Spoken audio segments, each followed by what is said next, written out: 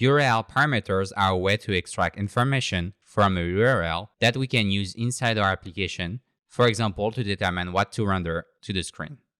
Here, I've got a blog component for the /blog route that renders a bunch of links to each blog post of my application.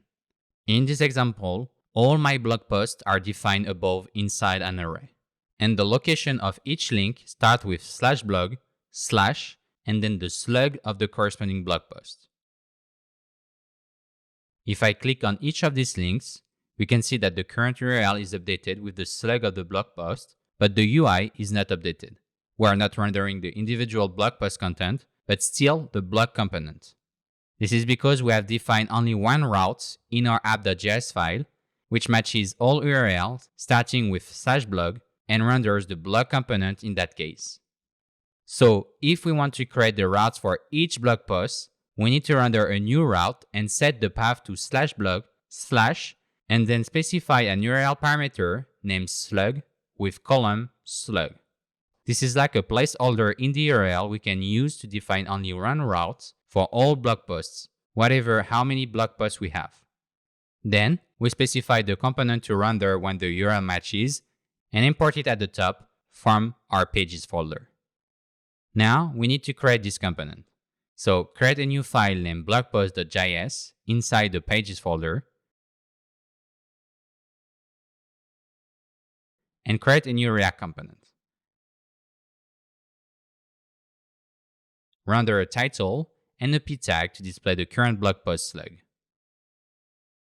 To get the slug from the URL parameters, we need to import the useParams hook from React Router DOM and then call it from within our component. This hook returns an object with all the parameters from the URL that we can destructure to only get the one we need. Then, we can just render the value of the slug inside our JSX and export our component. Now, if I save my files, you can see that the blog post component is rendered, and we get the corresponding slug value from the URL parameter.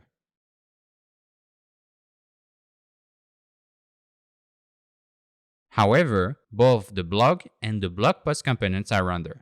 This is because the /blog route also matches the routes of the individual blog posts.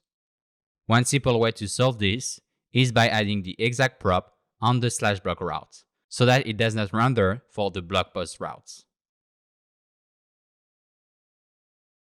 Now, if I want to make my URL parameter optional, I can simply append a question mark at the end of the parameter string. If I save this and go to the /blog page, we can see that our optional page parameter was not provided. And therefore, we render our blog post component because the route now matches, but the slug value is empty. Using an optional URL parameter is useful when we want to render the same component whether or not the parameter is present in the URL. So let's refactor our application, remove the /blog route, and render the blog component for the /blog/slug route. Then, inside the blog component, we can retrieve the slug value from the URL parameters as we did previously with the blog post component. Next, we can conditionally render a different UI whether or not we have a slug value from the URL parameters. If I save this, from the /blog page, we are rendering the list of all blog posts as we don't have any slug in the URL. But if I click any of the links, the corresponding blog post UI is rendered instead, with the slug retrieved from the URL parameter.